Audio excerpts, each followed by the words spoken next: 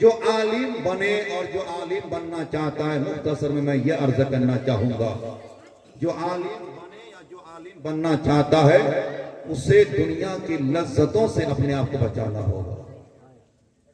دنیا کی جتنی بھی رنگینیاں ہے، دنیا میں جو بھی چیزیں انسان کو روح کو خوشیاں دلاتی ہے، یہ تمام خواہشات نفسانی کو پاؤں کے تلے روندنا ہوگا، تبھی جا کر راستے میں جو چیزیں ہوتی ہیں، سمندر کی مچھلیاں، یہ تمام چیزیں ہم جیسے علماء کے لیے، فضلاء کے لیے دعائے مغفرت کرتے ہوئے نظر آئیں گے۔ لہٰذا میں جاتے جاتے آپ حضرات کی بارگاہ میں، کیونکہ میں نے یہ بات علماء کے تعلق سے کہی، اب میں آپ حضرات کے سامنے نصیحتاً یہ بات عرض کروں گا، یہ علماء ہے، یہ علماء اگر اپنے علم پہ عمل کرے اور عمل کرتے بھی ہیں، 365 دن میں گاہے بگاہے کچھ اگر ہو جائے تو اسے نظر انداز کرنا پڑتا ہے۔ یہ علماء حضور علیہ السلام فرماتے ہیں کہ میرے امت کے علماء بنی اسرائیل کے انبیاء کی طرح ہے۔ سبحان اللہ، یہ کوئی چھوٹی موٹی بات نہیں ہے، اور میں نے علماء کی فضیلت پر چند باتیں آپ حضرات کے سامنے بیان کی۔ پہلے آپ حضرات یہ سمجھیں، یہ جو علماء ہے حقیقت میں یہ ہمارے بچے ہیں، حقیقت میں یہ ہمارے بچے ہیں۔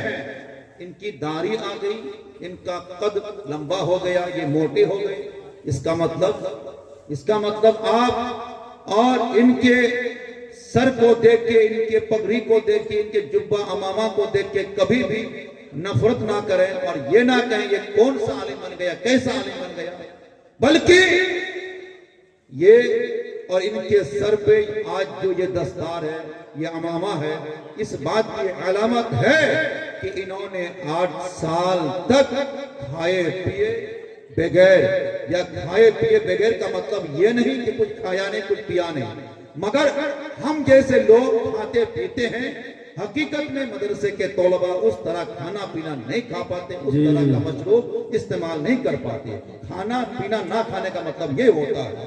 اب میں آپ کے سامنے یہ عرض کرنا چاہوں گا، مسئلہ کیا ہے؟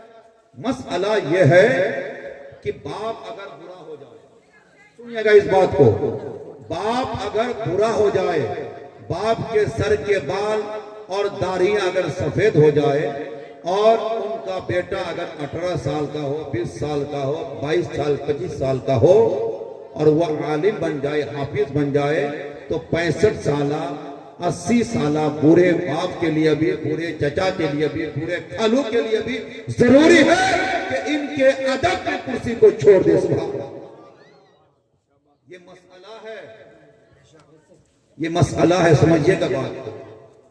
کچھ لوگ ہمارے علاقے میں ہوتے ہیں، اور علاقے میں خاص طور حاجی لوگ، اگر کوئی حاجی ہے تو برا مت مانیے، اس حاجی کو سوچنا چاہیے، کیونکہ جب کوئی حج کر کے آتا ہے تو سب سے پہلے ان کا سوال اگر کسی سے ہوتا ہے تو مسجد کے امام سے ہوتا ہے، علماء سے ہوتا ہے، یعنی کہ حج وہ کیا کر لیا، ان کا پاؤں اتنا لمبا ہو گیا، 2-4 باتیں معلومات کر کے علماء سے مقابلہ کر کے مناظرہ تک پہنچ جاتے ہیں کہ یہ کیسے ہوا، وہ کیسے ہوا۔ ہاں، دنیا کے ہر مسائل کا حل ہے، مگر حاجی بن کے علماء سے بدتمیزی کرنا اپنے حج کو برباد کرنا ہے۔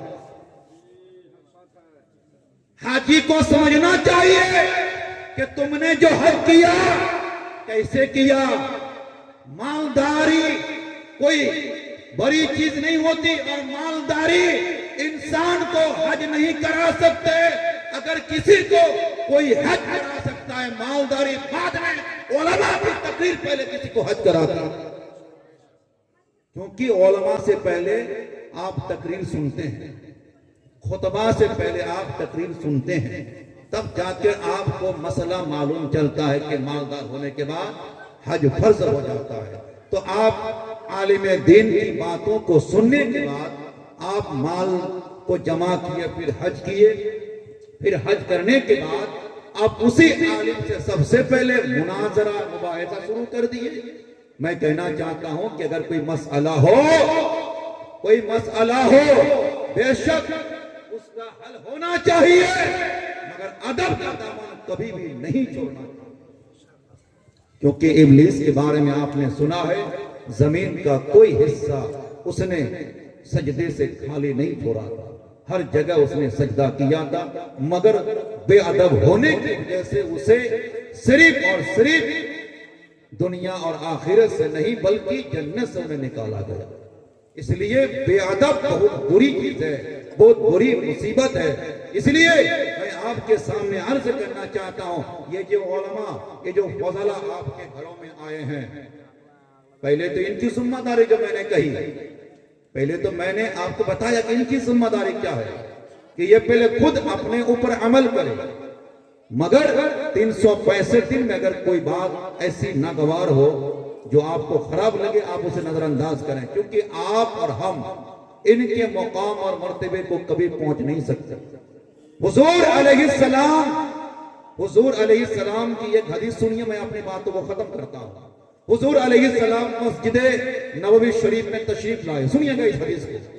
مسجد نبوی شریف میں تشریف فرما ہوئے، آپ نے کیا دیکھا؟ دو جماعت ہے، سنیے گا بات کو۔ آپ نے کیا دیکھا؟ دو ٹیمیں، دو جماعت ہے۔ ایک جماعت عبادت میں مصروف ہے اور ایک جماعت علم حاصل کرنے میں مصروف ہے۔ چنانچہ حضور علیہ السلام نے پہلے یہ فرمایا کہ میرے صحابیوں، تمہیں معلوم ہے کہ ان دونوں جماعتوں میں افضل کون ہے؟ پھر حضور علیہ السلام نے ہی جواب عنایت فرمایا، میرے مصطفیٰ کریم نے فرمایا، یہ جو نمازی حضرات پوری رات نوافل میں مصروف رہے، ان نمازیوں سے افضل یہ علماء کی جماعت ہے جس نے ایک گھڑی، ایک لمحہ بیٹھ کر قرآن اور حدیث کو پڑھ کر اسے خود بھی عمل کیا اور عوام الناس تک پہنچانے کا کام کیا۔ پھر حضور علیہ السلام نے یہ بیان کر کے، حضور علیہ السلام نمازیوں کے پاس جا کر نہیں بیٹھے، بلکہ جہاں پر علوم دینیہ حاصل کر رہے تھے وہیں پہ جا کے امام الانبیاء تشریف فرما ہوئے۔ پھر حضور علیہ السلام نے فرمایا کہ اللہ تبارک و تعالیٰ نے مجھے معلم کائنات بنا کر دنیا میں بھیجا، لہذا ہم اور آپ علماء کی قدر کریں۔ جب یہ علماء راستے سے گزرے، کچھ برے حضرات ہوتے ہیں، برا مت مانیے گا، کچھ برے حضرات آج بھی راستے میں چوک چوراہے میں ہوتے ہیں کہ مولوی صاحب کو سلام کر لے گئے۔ پہلے تو آپ نے یہ سماعت کرنی ہے اور سمجھنا ہے کہ حضور کا ایک فرمان ہے کہ جو سلام میں پہل کرے گا وہ پہلے جنت میں جائے گا۔ سلام میں جو پہل کرے گا، یعنی جو پہلے سلام کرے گا وہ پہلے جنت میں جائے گا۔ جب آپ نے حدیث سنا بھی اور بارہا سنا تو آپ عمل کیوں نہیں کرتے اور علماء سے سلام کے انتظار میں کیوں رہتے؟ اب رہی بات یہ ہے کہ یہ علماء ذمہ داران ہوتے ہیں، ان کی سوچ، ان کی فکر تک ہم نہیں پہنچ سکتے۔ اب یہ اگر راستے سے گزر رہے ہو تو کوئی ضروری ہے کہ آپ کو سلام ہی کرنے کے لیے نکلے ہو؟ ان کے ساتھ بہت سے معاملات ہوتے ہیں۔ بہرحال اگر آپ نے اپنے نبی کا کلمہ پڑھا ہے، آپ ان علماء کو تنقید کرنا چھوڑ دیں اور حضور علیہ السلام کے فرمان پہ عمل کرتے ہوئے کہ جو پہلے سلام کرے گا وہ پہلے جنت میں جائے گا۔ اگر آپ ان علماء سے پہلے جنت میں جانا چاہتے ہیں تو ان کے سلام کے انتظار میں نہ رہ کے آپ ہی انہیں پڑھ کے سلام کر کے مصافحہ کر کے ان کے ہاتھوں کو چومنے کا بھی کام کرنا شروع کرو۔ حضور نے کیا فرمایا؟ بات میں لمبی ہو گئی۔ حضور نے یہ فرمایا کہ جس نے کسی عالم کو سلام کیا گویا کہ اس نے مجھے سلام کیا۔ حضور نے یہ فرمایا جس نے کسی عالم کے ساتھ مصافحہ کیا گویا کہ اس نے محمد عربی سے مصافحہ کیا۔